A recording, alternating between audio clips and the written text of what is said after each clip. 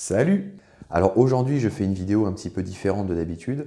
Alors avant de commencer, petite précision, vous entendez certainement ma voix qui est un petit peu enrouée. Voilà, j'ai la gorge qui me brûle, mais bon, j'avais prévu de faire cette vidéo aujourd'hui, donc j'ai quand même essayé de la faire. J'espère que ça ne s'entendra pas trop dans cette vidéo.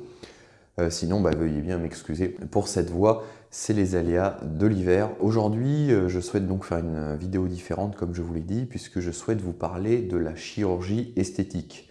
Alors, comment m'est venue l'idée de faire cette vidéo?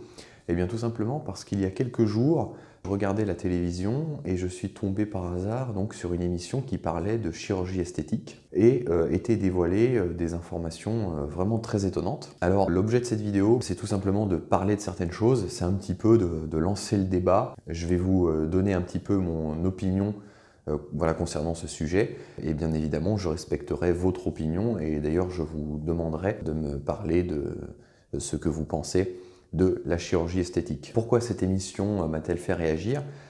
Parce qu'on nous apprenait donc que la chirurgie esthétique était beaucoup plus démocratisée qu'à une certaine époque, et surtout qu'avant, c'était à partir d'un certain âge que des personnes faisaient de la chirurgie esthétique pour se sentir mieux. Et aujourd'hui, pour la première fois, depuis le début en fait, eh bien, il y a une proportion de personnes jeunes plus importante à avoir recours à la chirurgie esthétique que des personnes plus âgées. Donc c'est vraiment un changement de société assez impressionnant. Même si ces pratiques restent encore minoritaires, ça se développe beaucoup et donc je voulais vous parler un petit peu de ça. Je ne juge absolument pas les personnes qui y ont recours. Dans certains cas, ça peut être utile d'ailleurs. Voilà, si vous avez eu un accident ou même que vous avez des petites choses à modifier. Par exemple, bon, moi, j'ai mes dents du bas, que je ferai certainement remettre un petit peu plus droite. Mais on constate qu'il y a pas mal de personnes donc, qui ont envie de refaire énormément de choses dans leur corps. Et on voit même, par exemple, dans ce reportage, il y avait une très belle jeune femme qui voulait absolument faire son nez, alors que son nez était déjà très beau, parce qu'elle voulait un nez qui lui plaise davantage.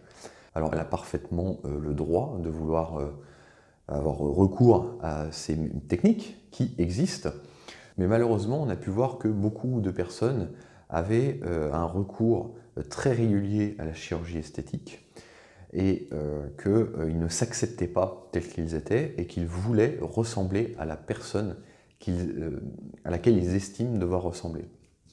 Et pour moi, c'est là qu'on bascule vraiment dans l'excès, puisque comme dans toute chose, il y a des fois une modération et des excès. La modération, ça va être, par exemple, de faire une intervention pour, je sais pas, redresser ses dents, modifier une ou deux choses. Mais à partir du moment où on a recours à de très nombreuses interventions, et surtout très jeunes, c'est là que ça peut basculer dans l'excès. À mon sens, le problème est beaucoup psychologique chez certaines personnes qui ne s'acceptent pas et qui, pour se sentir mieux, eh bien, ont envie de modifier leur apparence. Vous allez peut-être me dire que c'est l'hôpital qui se fout de la charité, puisque je suis coach sportif, et que donc j'ai un business qui fonctionne justement sur le changement d'apparence. Sauf que il y a une certaine nuance, c'est qu'il n'y a pas de recours à la médecine, et la chirurgie esthétique, ce sont quand même des interventions qui ne sont jamais anodines, alors que lorsque vous vous mettez au sport, que ce soit la course à pied, le crossfit, la musculation, eh bien c'est corrélé avec une amélioration de la santé et ça se fait naturellement quelque part. Puisque bien sûr on va faire des exercices peut-être que dans la nature on ne va pas forcément effectuer, mais ça reste des méthodes qui ne sont pas chirurgicales. On ne vous ouvre pas le biceps pour vous y mettre je ne sais quoi. Donc c'est quand même assez différent. Et justement, étant dans le milieu du fitness, je vois beaucoup de personnes qui veulent changer d'apparence pour se sentir mieux, et c'est tout à fait légitime, et on a le droit de vouloir changer de physique pour se sentir mieux, mais il faut d'abord, je pense, à mon sens, encore une fois ce n'est que mon opinion, se réconcilier avec soi-même et s'accepter aussi tel que l'on est, se dire par exemple j'ai quelques kilos en trop, mais déjà je m'aime, mais j'ai envie d'améliorer mon physique. Et je pense que c'est à partir de là qu'on est dans une bonne démarche. Si on ne s'est pas réconcilié au préalable avec soi-même, eh bien peut-être que même en perdant ces kilos, on se sentira toujours mal. Donc c'est vraiment cette notion-là que je voudrais vous transmettre. Enfin, je souhaiterais vous faire réfléchir à ce sujet-là, voilà, sans aucun jugement, je le répète encore une fois. Alors je m'étonnais aussi quand même de cette tendance, puisque c'est vrai que depuis quelques années, il y a une tendance générale à une acceptation, c'est-à-dire qu'on va lutter par exemple contre ce qu'on appelle la grossophobie, c'est-à-dire qu'il ne faut pas se moquer des gros, des maigres, etc. Il y a toute cette tendance-là qui tend à l'acceptation et qui augmente, et parallèlement, il y a une augmentation aussi de personnes qui sont dans un culte immodéré du corps. Et attention encore une fois à ne pas basculer entre passion pour un corps harmonieux et culte immodéré du corps. Ils ont pris aussi un exemple, alors je vous concède bien sûr que c'est un cas extrême, mais d'une personne qui a été assez connue d'ailleurs. Bon, je ne vais pas dire qui c'est, mais c'est une personne qui avait envie de ressembler à quelqu'un, ou plutôt quelque chose, et cette personne, en fait, s'était donné, en quelque sorte, une seconde identité, et finalement, il ne savait plus qui il était, il ne se reconnaissait plus. Et vous savez qu'un être humain, c'est un tout, nous avons nos qualités, nos défauts, et parfois, il y a certains défauts physiques qui font tout le charme d'une personne. Il y a beaucoup d'actrices qui avaient un nez, par exemple, un peu allongé, ou pas assez, et en fait, finalement, ça participait à l'harmonie du corps, et dès lors qu'elles se sont faites refaire, eh bien, on sent instinctivement, on voit qu'il y a comme une harmonie qui a été cassée. Et encore une fois, on a beau être en 2020, il y a des techniques chirurgicales qui, à mon sens, ne sont pas au point, puisque des fois, ça se voit très bien qu'il y a une chirurgie qui a été faite. C'est comme les femmes qui se font refaire les lèvres, qui sont un petit peu comme ça, on le voit tout de suite. Et je trouve que c'est très dommage. Donc il faut à la fois savoir s'accepter, vouloir éventuellement changer, mais ne pas faire n'importe quoi. C'est pour ça que dans mon cas personnel, je suis vraiment pour le sport, le fitness. Le fitness, c'est vraiment toute une hygiène de vie, donc à travers du sport cardio, de la musculation, une bonne alimentation, du repos. C'est vraiment un style de vie qui permet de changer son physique et d'améliorer sa santé. Et ça, je trouve que c'est vraiment quelque chose de formidable. Mais dès lors que l'on tombe dans le bistouri, ça me pose un petit problème, personnellement. En tout cas, ça me fait poser certaines questions et je serais heureux qu'on en débatte ensemble. Alors ça peut paraître un petit peu cliché, mais dans certains États américains, la chirurgie est tellement répandue que j'ai même vu des personnes dire finalement on va se refaire faire les lèvres, le nez, je sais pas, les yeux, enfin tout ce qu'on veut, comme on va acheter son pain. Et là pour moi quand on tombe là-dedans, il y a quand même de sérieuses questions à se poser. Surtout que si ça se passe mal, si vous êtes raté, comment est-ce que vous faites pour revenir en arrière? C'est compliqué, vous voyez. Quand vous vous mettez au sport, si vous apercevez que vous avez perdu trop de poids, vous pouvez toujours reprendre ce poids, vous voyez. C'est pas figé.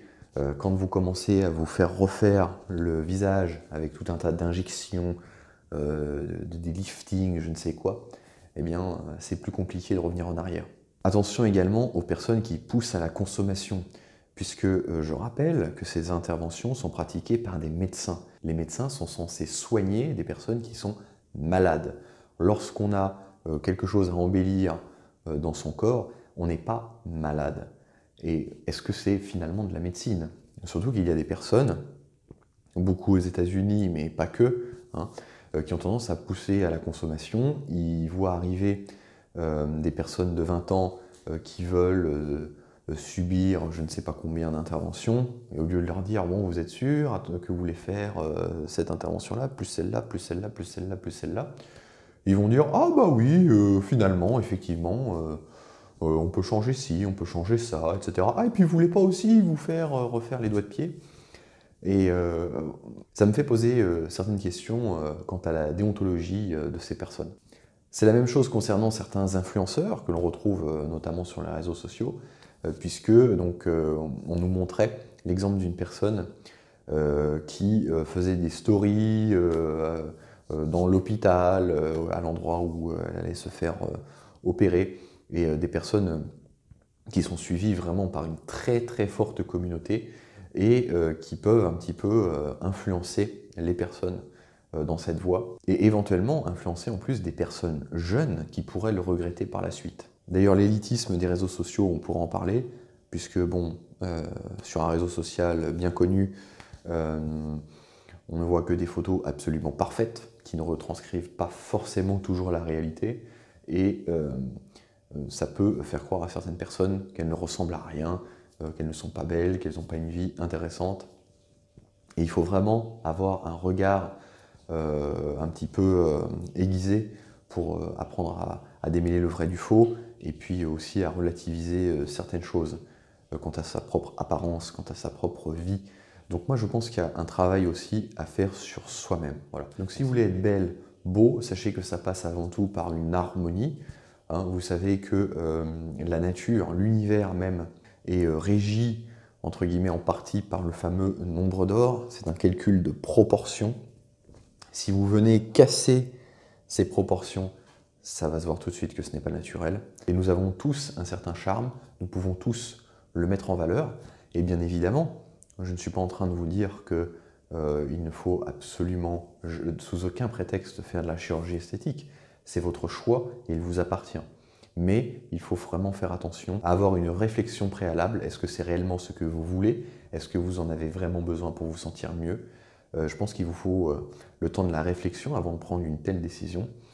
Mais voilà, je vous invite quand même à la méfiance. Si vous voulez être belle, beau, faites déjà du sport, améliorez votre alimentation. Vous savez déjà, rien qu'en changeant votre alimentation, vous allez avoir un meilleur teint, vous allez avoir une énergie plus importante. Lorsque vous faites du sport, vous allez améliorer votre physique, vous allez vous sentir mieux, ça va tout changer. Encore une fois, j'espère que le message sera bien compris. Je ne suis absolument pas dans le jugement, je suis dans une réflexion sur ce sujet, puisque ce reportage m'a fait me poser pas mal de questions. Voilà, je pensais aussi à plein d'autres réflexions qui m'ont traversé l'esprit lorsque j'ai regardé ce reportage. Là, je ne me rappelle pas de tout, mais on pourra en discuter en commentaire si ça vous dit. Encore une fois, merci d'excuser ma voix rauque. Hein. En plus, je suis assez fatigué, j'ai pas dormi de la nuit à cause de ce qui semble être une angine. Je serai en bien meilleure forme dans la prochaine vidéo. En tout cas, j'espère que vous êtes plus en forme que moi. Voilà, j'espère que vous êtes à l'aise avec vous-même. J'espère que vous êtes prêt à changer positivement si vous voulez changer. Si vous voulez vous mettre au sport ou que vous faites déjà du sport mais que vous avez besoin de conseils dans le domaine du fitness, n'hésitez pas à visiter mon blog mon-idéal.com pour se bâtir le corps idéal, atteindre un idéal de vie, un idéal sportif. Et pour vous remercier d'avoir regardé ma vidéo jusqu'au bout, je vous mets le lien de mon e-book gratuit que vous pouvez télécharger en m'indiquant votre email.